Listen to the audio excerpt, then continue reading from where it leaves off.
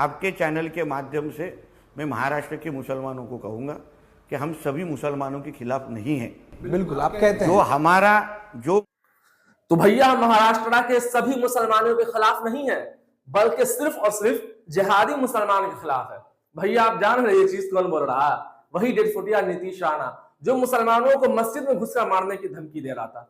मैं ये 2 वीडियो में दिखाऊंगा जिसमें वो मुसलमानों को मस्जिद में घुसकर मारने की धमकी दे रहा था और 24 घंटे का वक्त मांग रहा था मुसलमानों के मारने के लिए। वहां पर तो ये बात उन्होंने नहीं कहा, लेकिन जब इस पर FIR हुए, जब इसको दिन में तारा नजर आया, तब ये बोलता है कि मैं मुसलमानों के खिलाफ नहीं हूं, सिर्फ और सिर्फ जिहादी मुसलमान के खिलाफ हूं। सो इसीलिए इस वीडियो को आखिर तक देखें, लाजमी देखें, इसलिए बहुत इंपॉर्टेंट वीडियो है ये वाली। इसमें जो सवाल जवाब किया जा रहा है ना, वो वाकई देखने लायक सवाल और जवाब मुसलमानों। ये इंटरव्यू बहुत अहम, बहुत जरूरी है, सभी मुसलमानों को देखना चाहिए। फिलहाल मैं आप लोगों को जो पहले वाली वीडियो है थोड़ा सा दिखाऊंगा, फिर मैं बताऊंगा कि किस मुसलमान के लिए बोला गया था। पहले आप इस वीडियो को देखें। ठीक देणारे आम्ही लोक आहोत का? ह्याच्यातले कुठले? तर आम्ही सांगतोय चला या पोलिसांना 1 दिवसाची सुट्टी मी देतो, तुम्ही तुमची ताकद दाखवा आणि हिंदू म्हणून आम्ही आमची ताकद दाखवायला मैदानामध्ये येतो। हमारे रामगिरी महाराज के खिलाफ अगर कुछ भी मस्ती तुम लोगों ने किसने भी की तो तुम्हारे मस्जिदों के अंदर आके चुन चुन के मारेंगे, इतना ध्यान में रखो। तो आप लोगों ने देख लिया ना, यहां पे सिर्फ और सिर्फ मुसलमान लफ्ज का इस्तेमाल किया गया। और जब भैया FIR से इनको दिन में तारे नजर आए, और पता नहीं शायद अभी चुनावी माहौल भी है, अब मुसलमान का भी वोट चाहिए ना, तो इसीलिए उन्होंने एक लफ्ज ऐड किया, जिहादी मुसलमान। बस देख इन लोगों की पॉलिटिक्स को देखिए, समझने की जरूरत है। चले फिर आगे सुनते हैं, जो इंटरव्यू अहम है वो इंटरव्यू देखें आप। कोशिश जो आप कर रहे हैं उसकी वजह से, जैसे हम कहते हैं तारीख पे तारीख, वैसे ही केसेस पे केसेस आप पे गिरते जा रहे हैं। इन केसेस को आप डरते नहीं, लेकिन क्या आप जो बातें कह रहे हैं वो लोगों तक पहुंच रहे हैं? जब भी कोई एक्शन होती है उसका रिएक्शन हमारे स्टेटमेंट के माध्यम से, हमारे मोर्चे के माध्यम से, हमारे कार्यक्रमों के माध्यम से हम लोग देते हैं। जिन्हें वहाँ सामने वाले जो जिहादी है, जो कट्टरपंथी हमारे देश में फैलाना चाहते हैं, जो इस देश को इस्लाम राष्ट्र बनाना चाहते हैं, उनको एक संदेश चला जाए कि हम हिंदू अकेले नहीं हैं। आप हमारे देश में रह के हमको न्याय, हमारे ऊपर इंसाफ अन्याय नहीं कर सकते।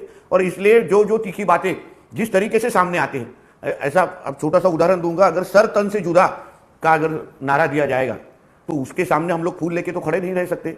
तो जब हम लोगों ने कभी वक्तव्य कभी किया है गणेश जी, तभी अगर आपने पूरा अगर घटनाएं देखी है तो वो एक्शन टू रिएक्शन रहा है, और आगे चल के भी एक्शन टू रिएक्शन ही रहेगा। और हिंदू समाज आज, अगर आप महाराष्ट्र में कहीं भी जाएंगे तो हिंदू समाज जागरूक हो चुका है। हिंदू समाज आज उसको समझने लग गया है कि आज अगर हमने हमारी खुद की लड़ाई लड़ी नहीं तो कल हम हमारे घर की पूजा भी कर नहीं सकते, ऐसी परिस्थिति महाराष्ट्र में हो जाएगी। सवाल यही है ना कि आप कह रहे हैं कानूनन कार्रवाई होनी चाहिए, तो आप अगर वो कुछ गलत कर रहे हैं, सरकार आपकी है, गृह मंत्री आपके हैं, केंद्र में आपकी सरकार है, आप तो कानूनन कार्रवाई कर सकते हैं। ये मुस्लिम द्वेष फैलाने की वजह या जरूरत क्या है? पहले तो कानूनी कार्रवाई के लिए हम लोग उसका समर्थन करते हैं और हम लोग भी उसके लिए रुके हैं।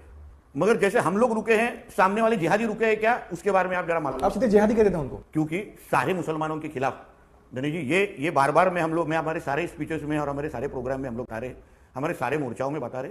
गणेश जी, आप भी आपके चैनल के माध्यम से मैं महाराष्ट्र के मुसलमानों को कहूंगा कि हम सभी मुसलमानों के खिलाफ नहीं हैं। बिल्कुल आप कहते हैं। जो हमारा जो मुसलमान, जो राष्ट्रभक्त मुसलमान, जो ये देश को अपना देश मानता है, जो तिरंगे को सलाम करता है, जो राष्ट्रभक्त मुसलमान जब गणेश चतुर्थी की जो विसर्जन की जो प्रोसेशन निकला, मिरवणुकें निकली, उसके ऊपर जो पथराव हुआ, उसका जो विरोध करता है वो मुसलमान हमारा है, वो राष्ट्रभक्त, और वो आज भी हमें समर्थन करता है। हम हिंदुस्तान की बात करते हैं, आप हिंदुस्तान की बात करते हैं, आपकी बातों से तो ऐसा लगता है कि कहीं ना कहीं हिंदू ही खतरे में है। तो क्या मतलब आप कह रहे हैं कि मुसलमान इस तरह हमारे खिलाफ है, हमको अब एक होना चाहिए? आप खुद कहते हैं 90% हिंदू हैं देश में, तो हिंदू खतरे में कैसे होगा? देखिए, फिर बोलता हूं, आपके सवाल में आपने मुसलमान बोला, हम जिहादी मुसलमान के खिलाफ है। आपके सवाल में थोड़ा आप उसको जिहादी जोड़ देते हैं। हम जिहादी मुसलमान है, जो हमारे गणेश चतुर्थी के ऊपर पथराव करता है, वो जिहादी मुसलमान ही है। क्या सरकार आपकी वापस आ रही है? क्या हिंदू या हिंदू वोटर, जिसको आप अपना बहुत प्रिय मानते हैं, जीत दिला पाएगा? क्योंकि सवाल इसलिए है क्योंकि शिवसेना भी कह रहे कि हमारा हिंदुत्व है, हम तो हिंदुओं के साथ हैं, वहीं कांग्रेस के साथ मुस्लिम दलित का एक समीकरण जुड़ा हुआ है जो लोकसभा में दिखा। जिस तरीके से लोग चुनाव के बाद इस महाविकास आघाड़ी के जो उम्मीदवार जीते, उनकी जो जीत की रैलियां निकली, उसमें हरे झंडे फड़काए गए, वहां पाकिस्तान जिंदाबाद कहा गया। तो जनाब ये पॉलिटिक्स है, ये राजनीति है। जब राजनीति आपके दिलो दिमाग में कूट कूट कर भर जाएगी ना, तो फिर आप नफरत फैला कर भी उसे मैनेज कर लेंगे। और इन्होंने एक लफ्ज इस्तेमाल किया है जिहाद का। ये जिहाद लफ्ज क्या है? आप लोगों के सामने जिहादी लफ्ज जैसे आता है, आप लोगों के माइंडों में ये ख्याल आने लगता है कि मुसलमान के लिए ये लफ्ज का यूज हो रहा है। लेकिन जिहादी मीनिंग समझो यार इसका। जिहादी का मतलब क्या हो रहा है? चलो मिसाल के तौर पर हम आज समझने की कोशिश करते हैं जिहादी किसे कहा जाता है। जिहाद करना क्या, इसका मीनिंग क्या है, एक्चुअल मीनिंग क्या है इसका जिहाद। मान के चलो हमें कोई गलत काम करने का दिल कर रहा है, कोई भी गलत काम, किसी को मारना है, किसी को गाली देना है, किसी के बहन माँ को गाली देना है, या कोई भी एक्सेट्रा एक्सेट्रा, कोई भी इटीसी वगैरह जो भी हो, अगर आपने अपने दिलो दिमाग से लड़ा, आपने अपने नफ्स से जिहाद किया, उससे लड़ा, वही असल जिहाद है। इसीलिए जिहाद का लफ्ज इस्तेमाल किया गया कि आप बुरे काम से लड़िए, उससे जिहाद कीजिए, उससे जीतने की कोशिश कीजिए। असल मीनिंग जिहाद का ये है। लेकिन इन लोगों को क्या पता कि असल जिहाद क्या होता है। इन लोगों के दिलो दिमाग में सिर्फ नफरत भरा है, कचरा भरा है, जो इस तरीके का अल्फाज यूज करता है मुसलमानों के लिए। और मुसलमानों के खिलाफ ये लोग हमेशा से साजिश रचाते हुए आए। और एक लफ्ज इन्होंने ये भी इस्तेमाल किया कि भैया मुसलमान पाकिस्तान जिंदाबाद का नारा लगा रहा है हिंदुस्तान का मुसलमान, ये लोग दोगले मुसलमान हैं। अरे भैया ना ना ना ना ना, ऐसा हरगिज नहीं हो सकता। जो हमारा हिंदुस्तान है, और हम लोग बहुत खुश नसीब हैं जो इस हिंदुस्तान में हम लोगों का जन्म हुआ। यही तो हमारा खूबसूरत हिंदुस्तान है। हम हिंदुस्तान को छोड़कर कहाँ जाएंगे? ये हमारी जागीर है भैया।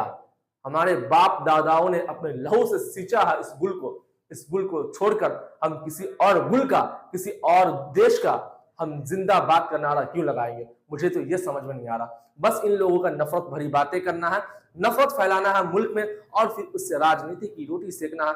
आप लोग देख लिया, इसको पॉलिटिक्स को समझिए, राजनीति को समझिए। मैं फिर दोबारा कह रहा हूं कि इन लोगों को मैनेज करने आता है।